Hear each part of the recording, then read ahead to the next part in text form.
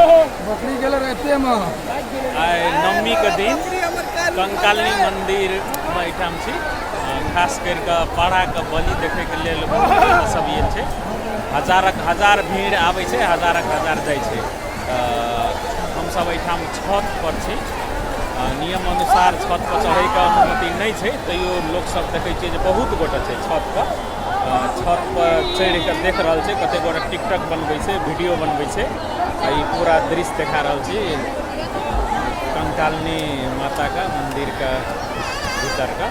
और पाड़ा बैल देखे के लिए कते गोटा ओहि पर जे छे ग्रिल पर चढ़ के महिलो सब, पुरुषो सब, बच्चो सब सब गोटा चढ़ल छे। बहुत गोटा हल्ले करे में व्यस्त छे। युवा सब के देखे छे एकदम पिपही सब ला के बजबै छे। देखियो पूरा एकदम भीड़ के कोनो कमी नहीं छे। कंकालिनी मंदिर के ई प्रांगण में जे छत छे ओहि पर बैसल छी। आ छतों पर देख सकै छी अपने सब जे कतेक भीड़ छे। चारू बगल जतऽ जतऽ छत छे देखियो।